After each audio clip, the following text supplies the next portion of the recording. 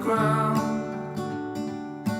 Hi my friends, I've snuck away for a bit of an intro to this video. I wanted to try something a little different. Instead of just showing you what I got for my preparedness pantry this week or month.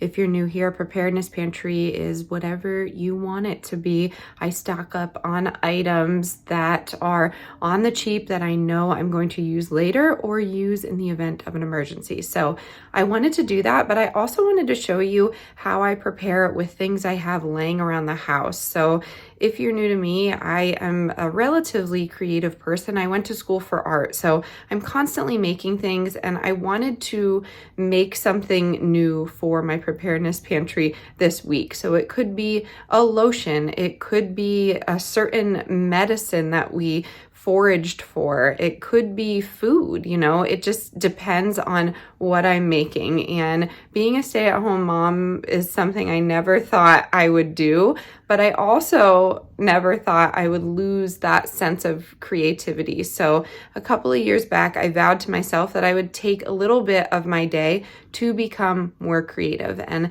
that's what I've been doing. So super excited. I'm gonna try and show you what I'm making this week, as well as my prepper pantry haul and maybe something else. I don't know where the day will take us, but I'm excited you're here. If you are new here, hi, hello. My name is Tori. I do preparedness and motherhood and everything self-sufficient on a budget. If you like that kind of thing, I would love it if you hit the subscribe button, and let's get right into it. So I decided it was a perfect day to make some candles and try out my new wax melter. I'm super excited to show you all this. It is a very large wax melter, and it is going to make my life so much easier. If you didn't know, I got into candle making recently, and it's just been so fun to make these for friends and family, and of course for our home as well. It's very therapeutic, and I'm just happy that I have this larger melter now to make things go a little bit more smoothly. I'm pulling out my mica powder here because I wanted to make them fun and exciting, and we do have some wild violets and some dried flowers, and it's just going to be a fun time for the girls and I to create some beautiful magic in our home. If you have ever struggled with messy wax pouring or wasted wax or clogged spouts, this might completely change the way you make candles. This is a large capacity wax melter designed to make the entire process smoother, cleaner, and honestly way more enjoyable. I found that the girls and I just felt a big peace of mind when making these candles in different vessels. We chose to use recycled items in our home, but you can do this however you want. The biggest game changer for me is the bottom dispensing design. Instead of scooping or scraping wax out, it flows directly from the base. So that means there's no leftover wax stuck inside, and there's no wasted wax, and I feel like the cleanup is less frustrating just because I'm not constantly scraping it out. And we are working with beeswax this session, so I suggest 145 to 160, and this temperature nozzle is perfect for this. It depends on what wax you're using. You're going to have to look up which melting point that you need, but I do love that it has this lid that slides right in. Because I like to involve my kids in just about everything we do, I find that safety is a big deal, especially in my house. So as you can see, everything empties out exactly how it should. It's clean and it's effortless. And the heated spout, this is something I didn't know I needed. It keeps the wax from cooling and clogging, so you get a steady, consistent flow every single time. There's no stopping, there's no reheating, there's no dealing with blockages. It's just smooth and controlled pouring. And I do really love the indicator lights. They let you know exactly what stage you're in at a glance, so even if you're new to candle making, it's really easy to use. Overall, this just makes candle making feel simpler, cleaner, and way more efficient for me.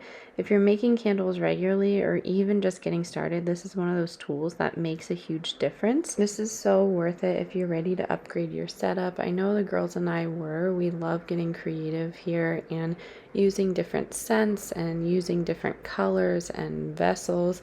And I know my family enjoys these as well. We like to use different jars, and we like to write little messages to family.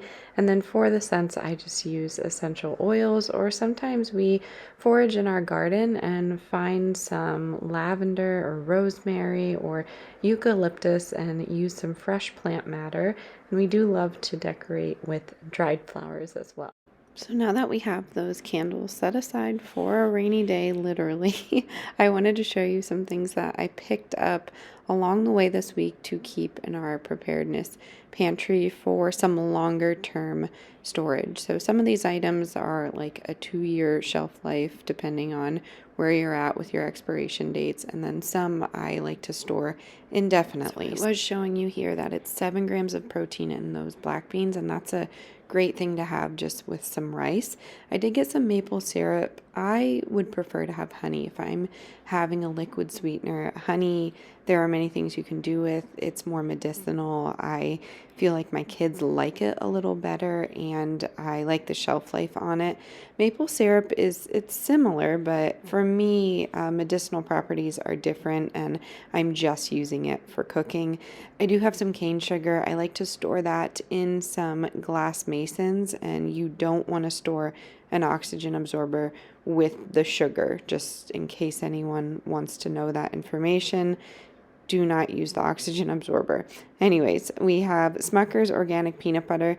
There are just peanuts and salt in here, and we get the creamy nut butters and whatnot. They can go rancid after 2 years, so this is not an indefinite situation, but I do like the Smucker's because it's in a glass jar. I reuse the jars, and it's really simple ingredients. Whenever I can get that on sale, I do, and these were two for $4. Normally they are $5.99, $6.99, so yay, good deal there.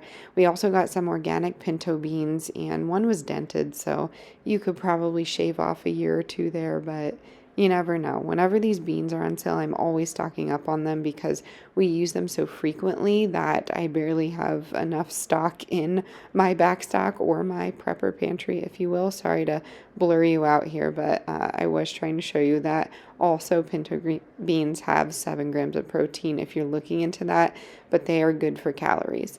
I also have some green beans. This is just a canned vegetable that my kids like. We don't like many canned vegetables. This is probably the only one, and I was out. So whenever, again, things are really running low and they're on sale, I go ahead and stock up on 1 or 2, depending on what it is, and we go from there.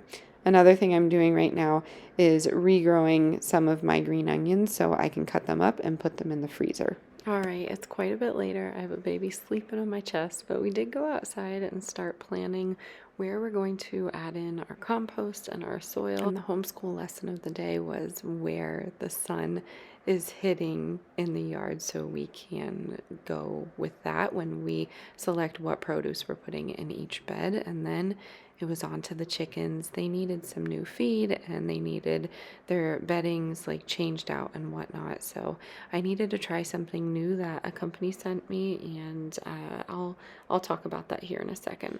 So this was sent to me from the brand Roosties. I had heard of them from a friend of mine, Simply Chickens, I follow on Instagram, and it's their chili mix with oregano. So it's a new formula, and there's quite a bit in here to help with your laying hens. We had a cold front come in a few days ago after this was filmed, so I was sprinkling this 1-pound bag into a 50-pound bag mix, and then I actually added another 20 pounds because I had half a bag of a 40 pound. So I mean 70 pounds total to 1-pound bag. I'm not sure if that ratio is quite correct, but it worked for us, and it's supposed to help the chickens internally, but it's also to help them lay a little bit more consistently. So I was excited to try this. I'll leave any products I ever use in the description box down below. Sometimes I get,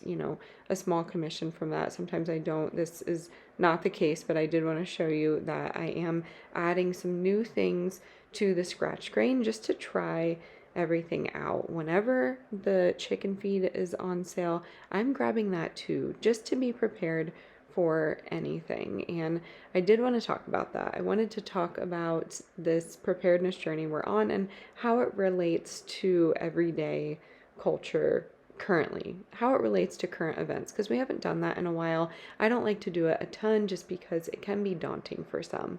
So you all know I like to keep it pretty real with you. I'm not going to pretend that I understand foreign policy or conflict, but this does have me concerned. And if you're not a prepper, if you don't prepare for the future, this should maybe light a fire under you. But if you don't know about the Strait of Hormuz, I don't even know if I'm saying that properly, look into it. So from what I gather, a lot of the world's fuel and a lot of the world's fertilizer passes through there every day.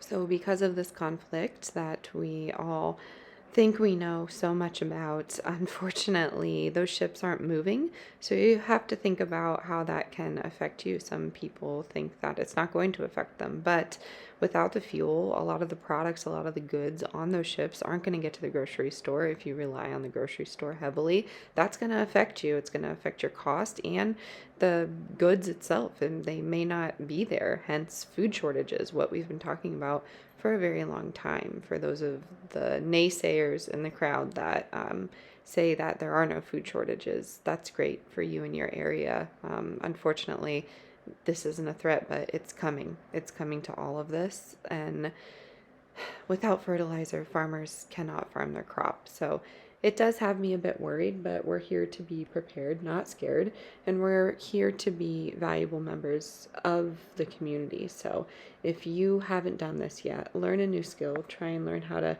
make bread like I was just doing, learn how to grow a crop. I'm not perfect at any of it, but you best believe I'm trying to teach myself and my kids to be helpful for their family and be a beacon to their community, because it is so important to be a positive community member, especially in times like this. So that is my little, I guess, soapbox talk with you today to get prepared.